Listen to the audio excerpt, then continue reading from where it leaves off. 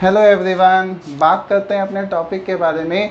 जो आज का टॉपिक है दैट इज़ एटॉमिक ऑर्बिटल्स। ठीक है, एटॉमिक ऑर्बिटल को समझने से पहले हम ऑर्बिट और ऑर्बिटल के एक फंडामेंटल कॉन्सेप्ट को समझ लेते हैं। अगर हम बात करें ऑर्बिट की, तो ऑर्बिट क्या होते हैं? टू डायमेंशनल रिप्रेजेंटेशन होते हैं, जिसमें सर्कुलर पाथ होता है डेफिनेट एनर्जी का, उसमें इलेक्ट्रॉन्स रिवॉल्व करते हैं, that is known as orbit. लेकिन ऑर्बिटल जो होता है उसमें क्या होता है? प्रोबेबिलिटी ऑफ फाइंडिंग इलेक्ट्रॉन्स, मतलब इलेक्ट्रॉन्स होने की संभावना होती है। ठीक है, जो संभावना होती है वो कहाँ तक हो सकती है, उसमें जो थ्री डायमेंशनल रिप्रेजेंटेशन आएगा उसे ऑर्बिटल कहते हैं। ठीक है, तो बात करते हैं छोटे डायग्राम्स के साथ। मैं आपके साथ डिस्कस करना चाहता हूँ कि ऑर्बिट और ऑर्बिटल्स दोनों में बेसिकली फंडामेंटल डिफरेंस क्या है। ऑर्बिट एक टू डायमेंशनल रिप्रेजेंटेशन होता है। क्या होता है? रिप्रेजेंटेशन होता है। और जो ऑर्बिटल होते हैं three dimensional representation, three dimensional representation होता है। ये बात आपको याद रखनी है। इसके साथ इसमें क्या होता है? सर्कुलर ऑर्बिट्स होते हैं डेफिनेट एनर्जी के। क्या होते हैं? सर्कुलर ऑर्बिट्स होते हैं डेफिनेट एनर्जी के। एक ऑर्बिट हो सकता है डेफिनेट एनर्जी। क्या होते हैं बेटा? ऑर्बिट्स होते हैं।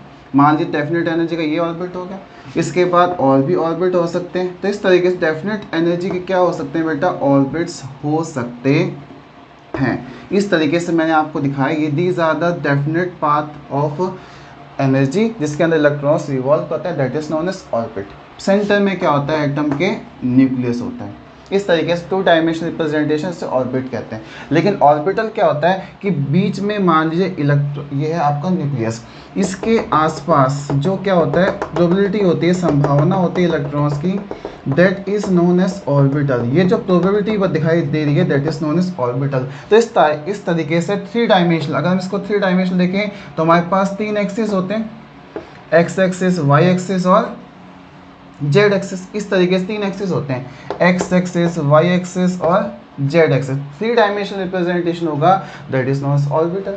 और टू डायमेंशनल रिप्रेजेंटेशन जो होता है उसे ऑर्बिटल कहते हैं। ये बात आपको एक फंडामेंटल कॉन्सेप्ट में पता होनी चाहिए इस कॉन्सेप्ट को समझने के लिए। ठीक है, अब हम चलते हैं shapes of atomic orbitals. Atomic orbitals के कितने शेप होते हैं? ठीक है, तो शेप के बारे में डिस्कस करें तो हम सबसे पहले बात करते हैं, सबसे पहले जो ऑर्बिटल्स होते हैं उनका रिप्रेजेंटेशन तो हमने समझा थ्री डायमेंशनल होता है, लेकिन रिप्रेजेंटेशन बेटा दो तरीके से हम रिप्रेजेंट कर सकते हैं एटॉमिक ऑर्बिटल का। एक तो होता है बेटा इलेक्ट्रॉन, कह सकते हैं इलेक्ट्रॉन क्लाउड रिप्रेजेंटेशन, और दूसरा होता है बाउंड्री, हम कह सकते हैं बाउंड्री सरफेस डायग्राम या रिप्रेजेंटेशन कह सकते हैं। ठीक है, तो दो तरीके से हम कह सकते हैं एटॉमिक ऑर्बिटल्स रिप्रेजेंटेशन होता है, रिप्रेजेंटेशन होता है। एटॉमिक ऑर्बिटल का दो तरीके से रिप्रेजेंटेशन होता है। First is known as electron cloud representation. ये इलेक्ट्रॉन क्लाउड स्ट्रक्चर भी कह सकते हैं। ठीक है, दूसरा होता है बाउंड्री सरफेस रिप्रेजेंटेशन। कैसा होता है? Boundary surface representation.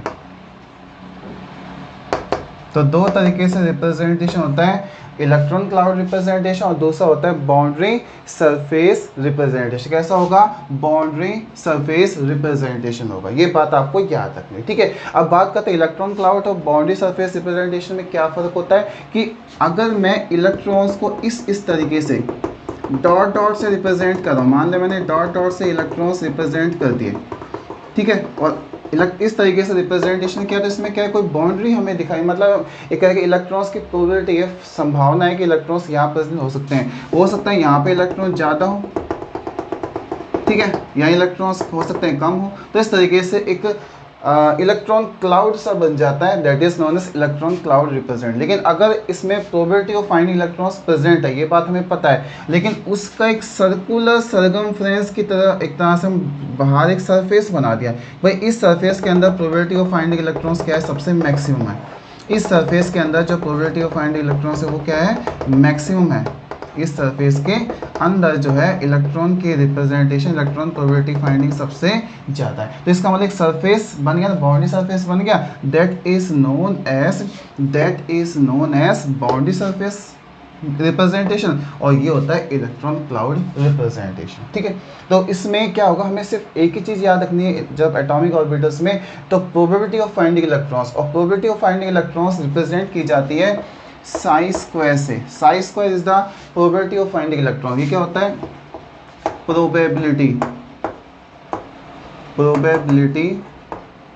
Of finding electrons की प्रोबेबिलिटी होती है फाइंडिंग इलेक्ट्रॉन्स की, दैट इज प्रोबेबिलिटी मतलब संभावना। तो संभावना को किससे रिप्रेजेंट किया जाता है, साई स्क्वायर से। एम्पलीट्यूड ऑफ वेव फंक्शंस भी कहते हैं इसको। ठीक है, ये कुछ टर्म्स हैं जो आपको इस एटॉमिक ऑर्बिटल कॉन्सेप्ट में पता होनी चाहिए। अब हम बात करते हैं कि कौन सा डायग्राम जो ज़्यादा अप्रोप्रिएट है, तो दोनों ही डायग्राम मोर अप्रोप्रिएट है। बस एक हम अगर रिप्रेजेंटेशन करें तो ज़्यादातर हम इस वाइज रिप्रेजेंटेशन में काम करते हैं, इस पे काम थोड़ा सा कम करते हैं, क्योंकि इसमें एक सर्कुलर सरकमफ्रेंस तो आ जाती है, मतलब एक सर्कुलर ऑर्बिट तो आ जाते हैं। जैसे कि ये इसमें लास्ट में क्या है, एक बाहर एक हमें एक बाउंड्री नहीं मिलेगी, तो बाउंड्री ना मिलकर एक परफेक्ट डायग्राम नहीं बन पाता कई बार, तो इसलिए हम ज़्यादातर इसको छोड़ के इसकी तरफ हम क्या करते हैं, वो वर्क करते हैं। तो मेन इंपॉर्टेंट अगर हम बात करें, ज़्यादातर हम डायग्राम किस से बात करेंगे, तो बाउंड्री सरफेस वाले डायग्राम ज़्यादा हम यूज़ करते हैं। ये बात आपको याद है। ठीक है, समझ में आ गया। अब हम समझते हैं कि जो डायग्राम्स होते हैं, कितने टाइप के ऑर्बिटल्स होते हैं, उन सबका कैसे कैसे हम डायग्राम बना सकते हैं, कैसे कैसे उनका स्ट्रक्चर्स बना सकते हैं, वो देखिए। तो मैं सबसे पहले आपके साथ डिस्कस करना चाहता हूँ कि ऑर्बिटल्स, एटॉमिक ऑर्बिटल्स कौन कौन से होते हैं। तो हमारे पास atomic orbital S, P, D, F, इस तरीके से 4 एटॉमिक ऑर्बिटल्स होते हैं। SPDF अलग अलग होते हैं, SPDF शब सेल्स भी कहे जाते हैं। ठीक है, तो S, P, D और F ऑर्बिटल्स। ठीक है, मैं सबसे पहले आपके साथ डिस्कस करना चाहता हूँ S ऑर्बिटल।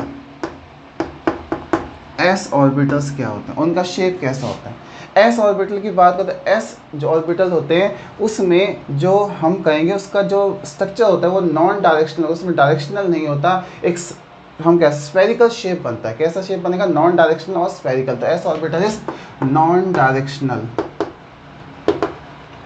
ये नॉन डायरेक्शनल होते हैं, क्यों होते हैं, क्योंकि इसमें जो क्वांटम नंबर्स होते हैं उसमें जो एजीमुथल और मैग्नेटिक क्वांटम नंबर्स होते हैं उनकी वैल्यू 0 होती है, इसलिए हम कहते हैं नॉन डायरेक्शनल ये वैल्यूज़ होती हैं S ऑर्बिटल में। अगर हम बात करें 1s ऑर्बिटल, किसके बारे में बात करें, 1s ऑर्बिटल, इसमें 1 जो है that is the principal quantum, S is the azimuthal quantum number representation होती है, वो क्वांटम नंबर्स में आपको पता होगा। ठीक है, अगर मैं 1s ऑर्बिटल का डायग्राम बनाऊँ तो सेंटर में क्या होता है, न्यूक्लियस होता है। उसके न्यूक्लियस के पास फोर्स ऑफ अट्रैक्शन ज़्यादा होता है, इसका मतलब प्रोबेबिलिटी जो इलेक्ट्रॉन्स होती है वो न्यूक्लियस के पास थोड़ी सी ज़्यादा होती है, थोड़ी सी क्या होगी, ज़्यादा। और बाहर की तरफ अगर जाते हैं तो प्रोबेबिलिटी थोड़ी सी क्या हो सकती है, कम हो सकती है। इस तरीके से जो ये जो हमें स्ट्रक्चर हमारे सामने बन के आया, that is the structure of 1s orbital. कैसा होगा 1s ऑर्बिटल, और ये स्फेरिकल शेप का होता है। कैसा होता है, स्फेरिकल शेप का 1s ऑर्बिटल होता है, स्फेरिकल शेप का 1s ऑर्बिटल होता है। ठीक है, तो that is the spherical shape of 1s orbital. इसके साथ अगर हमारे पास 2s ऑर्बिटल्स आए, कौन से आए, 2s ऑर्बिटल्स आए, तो 2s ऑर्बिटल जो होते हैं उसका स्ट्रक्चर भी कैसा होगा, स्फेरिकल होगा। तो इस तरीके से probability of finding electrons nucleus के आसपास क्या होगी, ज़्यादा होगी।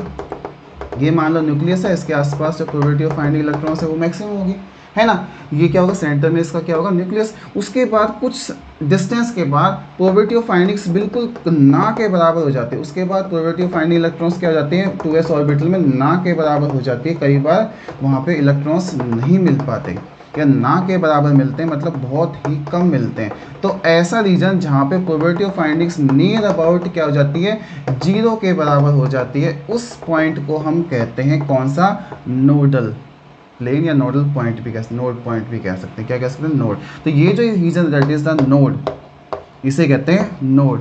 The way area where the probability of finding electrons near about 0 that is node. Node अगर हमें निकालना है इस ऑर्बिटल्स में, 2s ऑर्बिटल में, तो फॉर्मूला होता है इस ऑर्बिटल में n-1। ये फॉर्मूला हम नोड निकालने के लिए यूज़ करते हैं s ऑर्बिटल्स में। ठीक है, तो यहाँ पे 1 में से 1 गया 0, इसलिए यहाँ पे 1s ऑर्बिटल में जो नोड होते हैं वो होते हैं 0, लेकिन यहाँ पे 2s ऑर्बिटल में नोड कितने हो जाते हैं, 1 हो जाते हैं। ऐसे 3s 4s इसमें आगे चलते जाएंगे तो n-1 का फॉर्म लगाएंगे और नोड्स हम फाइंड आउट कर सकते हैं। तो नोड्स का मतलब probability of find electrons near about 0, that is node. इस तरीके से आपको समझ में आया कि s ऑर्बिटल जो होते हैं नॉन डायरेक्शनल होते हैं और स्फेरिकल शेप के होते हैं। ये बात आपको याद रखनी है, समझ में आ गया।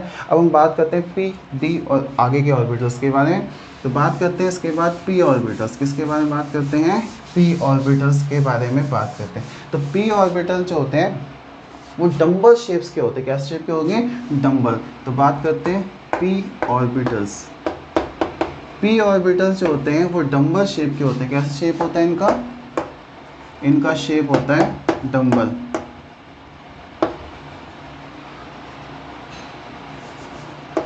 डंबल शेप, ठीक है। डंबल शेप्स मतलब इस तरीके का शेप होगा। ये जो शेप होता है that is the P orbital shape. कैसा होता है, प्री ऑर्बिटल्स, ठीक है। तो इस तरीके का शेप जो होगा दैट इज डंबल शेप्स, मतलब इस तरीके से डंबल्स होते हैं जैसे बीच में पकड़ने का और दोनों तरफ लोब्स होती हैं, ऐसे इसमें होगा, बीच में कम होता है और दोनों तरफ प्रोबेबिलिटी ऑफ फाइंड इलेक्ट्रॉन्स ज़्यादा होते हैं, दैट इज डंबल शेप, ठीक है। ये बेसिकली डायरेक्शनल होते हैं as comparison to s orbitals, ठीक है। कैसे होते हैं, ये डायरेक्शनल होते हैं,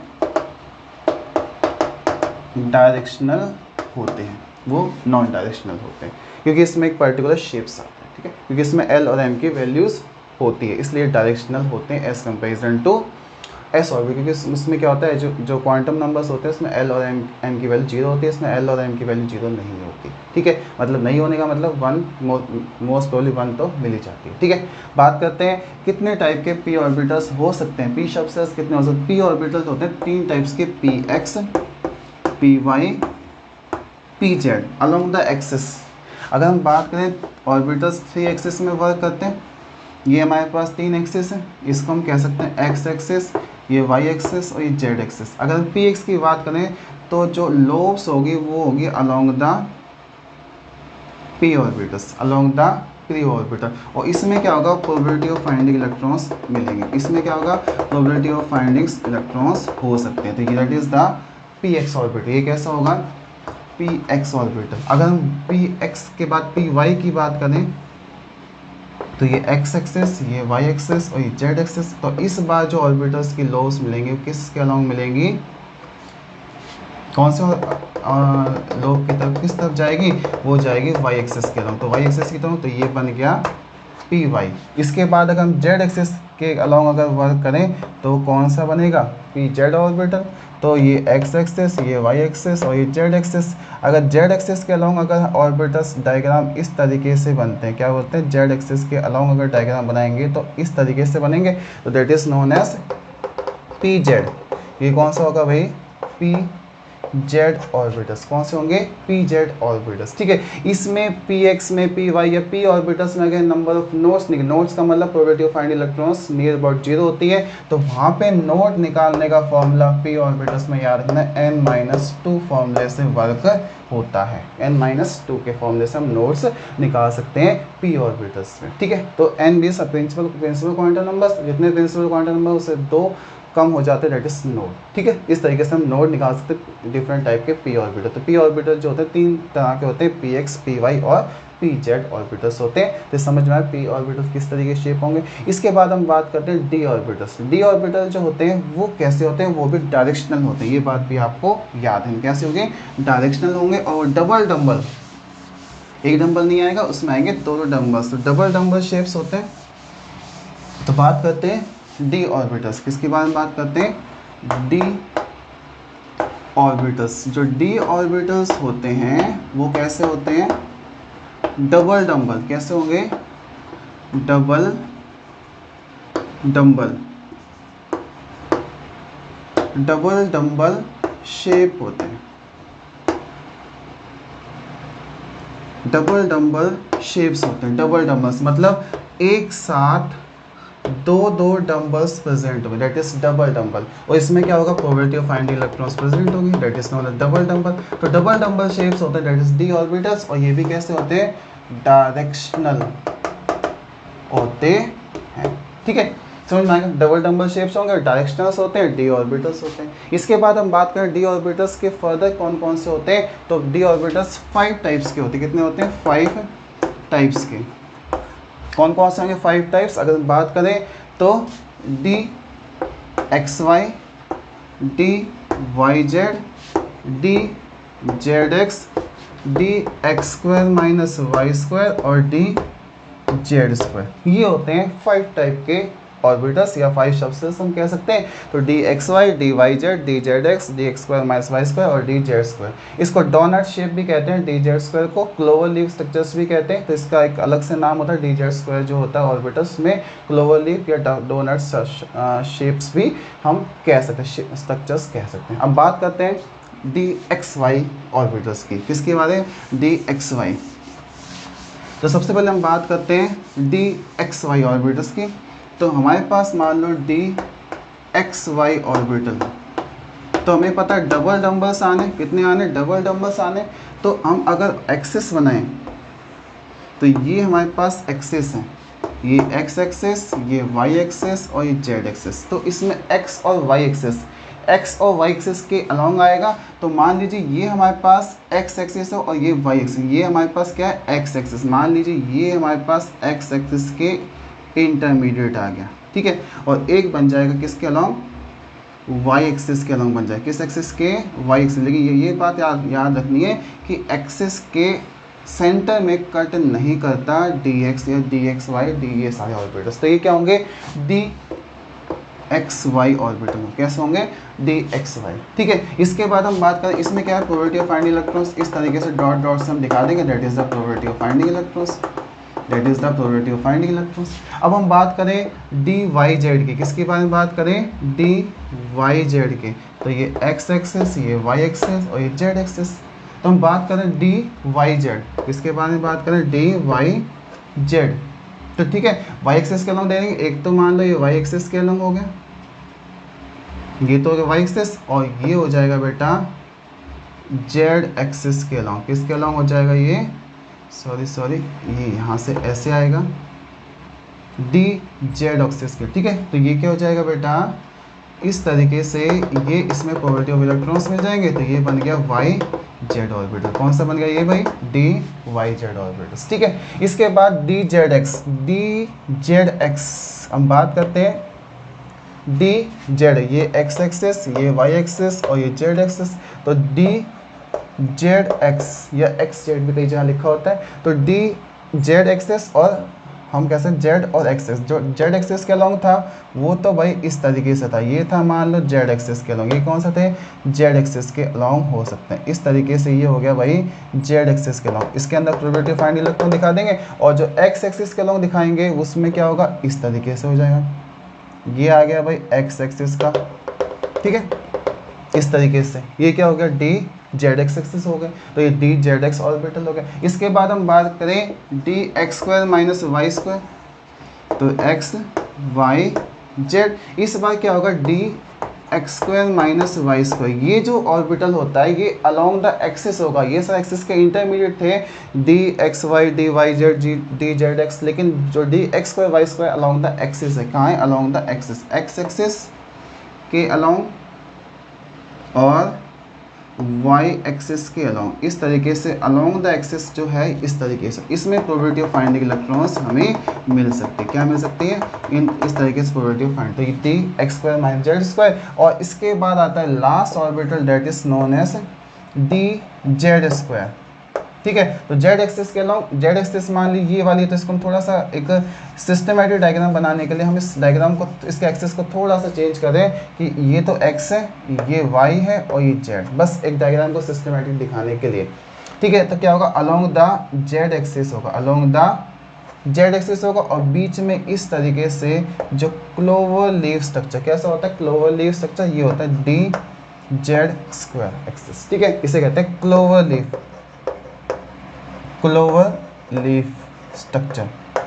जैसे जो लौंग का पत्ता होता है उसका जो पेड़ होता है उसके पत्ते के जैसा शेप होता है, डिस क्लोवर लीफ स्ट्रक्चर, इसलिए उसको D z square clover leaf या डोनट शेप भी कहते हैं। ये बात आपको याद है। इस तरीके से डी ऑर्बिटल्स के ये सारे शेप्स थे। इसके बाद एफ ऑर्बिटल्स बात है, एफ ऑर्बिटल भी डायरेक्शनल होते हैं लेकिन उनका स्ट्रक्चर बहुत कॉम्प्लेक्स होता है, तो उनके स्ट्रक्चर्स को हम डिटेल्स में नहीं पढ़ सकते, पेपर पर रिप्रेजेंट करना आसानी से पॉसिबल नहीं होता, इसलिए जो एफ ऑर्बिटल्स हैं वो कितने 7 टाइप्स के होते हैं, ये बात आपको याद रखनी है। कितने होंगे? 7 टाइप के, और उसके क्या होंगे? एक कॉम्प्लेक्स स्ट्रक्चर्स होते हैं। कैसे होते हैं? कॉम्प्लेक्स स्ट्रक्चर्स होते हैं, ये बात आपको याद रखनी है। कैसे होंगे?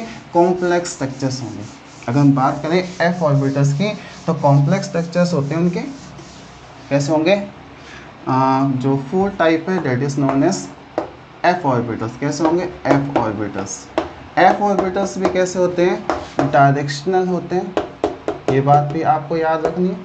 और साथ में एफ ऑर्बिटल्स जो होते हैं कितने होते हैं? 7 टाइप्स के। कितने टाइप्स के होंगे? 7 टाइप्स। लेकिन इनके 7 टाइप्स जो है वो कॉम्प्लेक्स स्ट्रक्चर्स होते हैं, इसलिए हम 7 टाइप्स के डिटेल स्ट्रक्चर्स हम नहीं डिस्कस कर सकते। इनको पेपर्स बनाना इतना आसान नहीं होता, पॉसिबल नहीं होता, इसलिए हम इसको सिर्फ स्ट्रक्चर्स पता होने 7 होने चाहिए। डायरेक्शनल होते हैं और एफ ऑर्बिटल्स के होते हैं। कॉम्प्लेक्स स्ट्रक्चर्स होते हैं, इनके कैसे होते हैं?